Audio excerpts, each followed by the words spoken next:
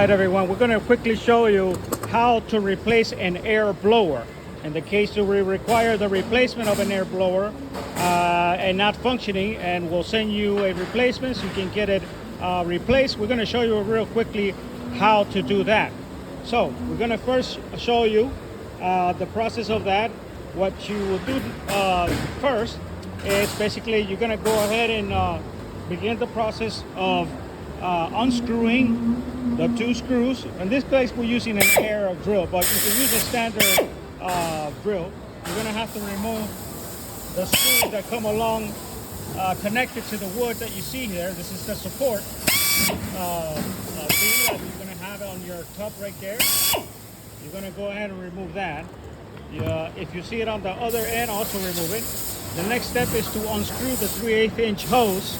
As you see, you have to literally remove the nut and just pull the little hose out.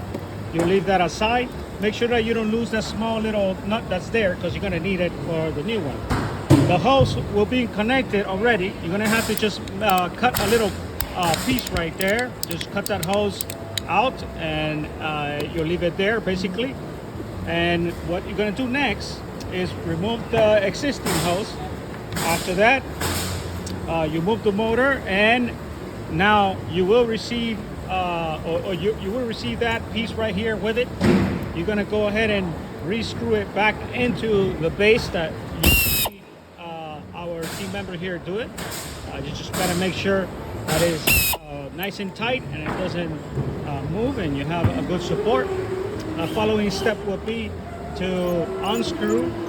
This is for the button to screw it in. You go ahead and tighten the nut back into the air blower. This is very important to make sure it's nicely tight, because it's connected to the button for the air activator, so the pneumatic air button. This coupling, you're going to add an extra piece of hose like that. You're going to go ahead and PVC glue it. There's a coupling that you will receive. You will put it all around. The same thing with the coupling. You're going to connect it. You have to wait until it dries. Once it's dry, the rest of the line you're going to go ahead and PVC glue as well. Same thing on the top. Connect it back into the coupling, and that should take care of it. So this is a fast, easy replacement. Make sure that when you do that, you certainly, of course, unplug it and then plug it back into its GFCI outlet when you are done.